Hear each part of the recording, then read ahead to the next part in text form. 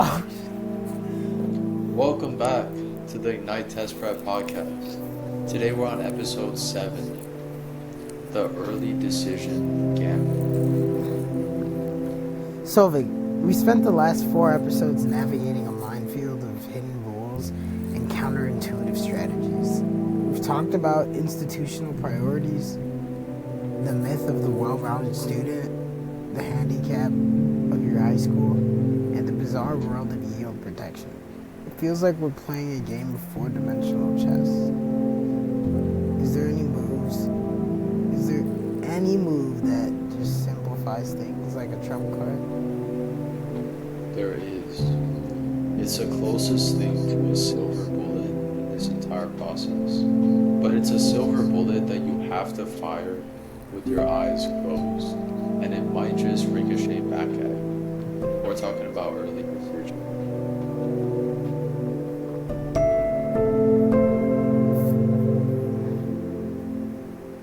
Bro, why is my shit tweaking, bro? I can't scroll down.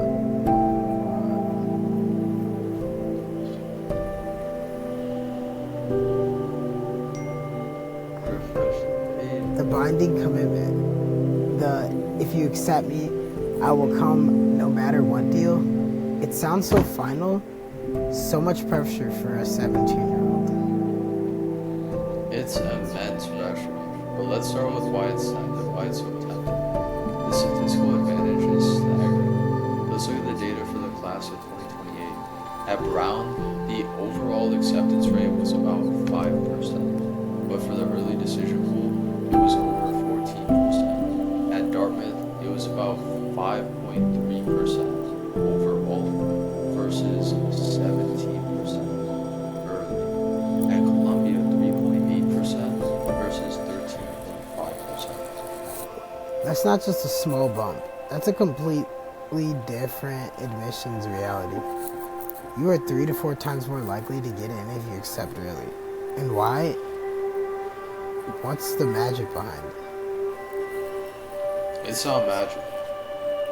It's business. It goes back to what we talked about last time.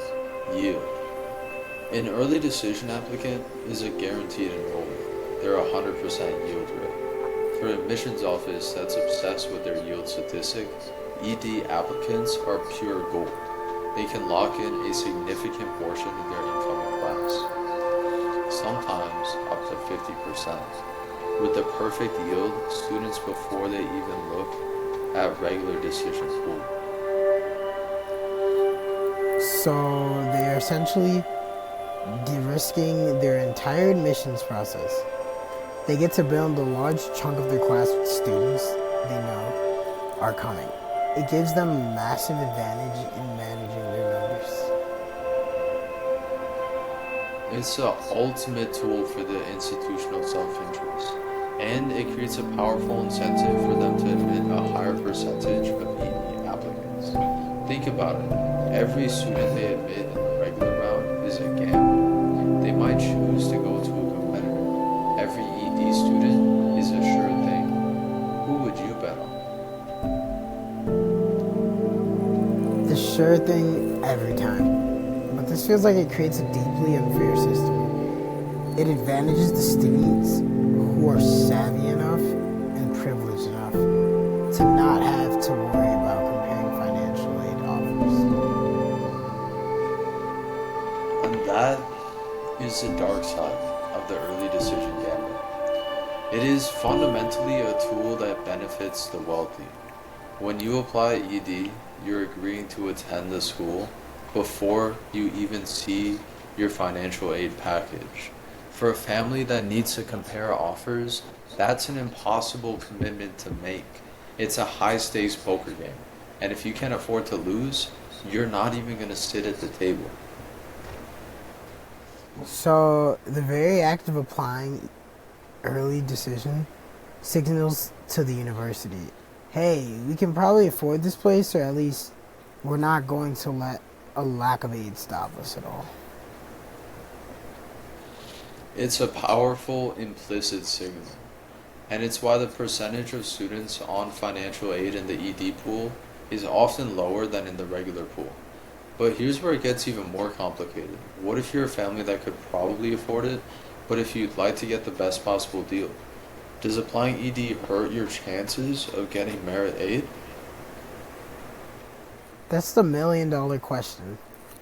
If they know you're locked in, what incentive do they have to give you a discount? The conventional wisdom is that it hurts your chances. And at some schools, that's probably true. They have no reason to entice you with merit money if you're already legally bound to attend. However, at some top universities, in their quest to attract the absolute best talent, they will offer significant merit scholarships to their top ED applicants. That's because they want to lock in the best Nobel laureate and they're willing to pay to do it. The problem is, it's a black box. You don't know what strategy the school is employing. So how does a family navigate this? How do you decide if this gamble is even worth it? What you need is a clear-eyed three-part framework. First and most importantly, is this school, without a shadow of a doubt, your child's unequivocal absolute first choice? And I don't mean it's one of their top threes. I mean if they got into every school in the country, they would still choose this one. If there's any hesitation, do not apply ED. The risk of a buyer's remorse is still too high. Second part?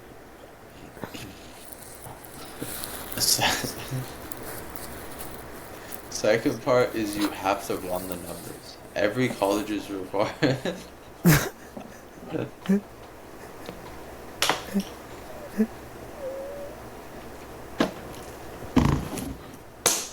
Every college is required to have a net price calculator on its website. You need to go in and input your financial data. This will give you a non-binding estimate of what your family will be expected to pay. If that number is terrifying, it will cause genuine financial hardship. Then ED is probably not for you. You need the flexibility of comparing financial aid packages in the regular round. And the third part of the framework? Third, you need to have a brutally honest assessment of your child's chances. Applying ED gives you a significant bump, but it's not going to perform miracles here.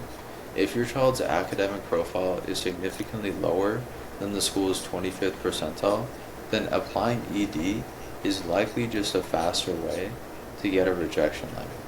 It's a tool to push a strong, qualified candidate over the edge. It's not a slingshot for a long shot. So to recap, it has to be the undisputed number one choice. The net price calculator has to give you a number you could live with, and you have to be a competitive candidate in the first place. That's a narrow needle to thread, to be honest. It is. And it should be. It's a powerful but dangerous tool. But if you meet all three of these criteria, it is without question the single biggest strategic advantage you can deploy in the entire admissions process. This has to be an incredible deep dive into the foundational and more invisible rules of the game. We've covered the death of bureaucracy, the myth of the well-rounded student, the institutional memory of high schools, the insecurity view protections, and now the high-stakes gamble of early decision. What's next? Where do we go from here? Now that we understand the hidden architecture of the Matrix, it's time to start building the weapons. We're going to be moving into Model 2 of the series, crafting the narrative. And we're going to start with the most misunderstood and poorly executed part of the application, the extracurriculars. Next time, we're going to give you the blueprint for creating a passion project, a tier 1 activity so compelling, so impactful, that it becomes the centerpiece of your child's entire application. We're done with theory. It's time to get our hands dirty. And that wraps up Ignite Test Prep Podcast episode 7. Thank you so much for staying till the end. If you're a loyal watcher, make sure you smack that subscribe button, smack that like button, smack that comment button, and we'll see you on our next episode. Peace. Peace out.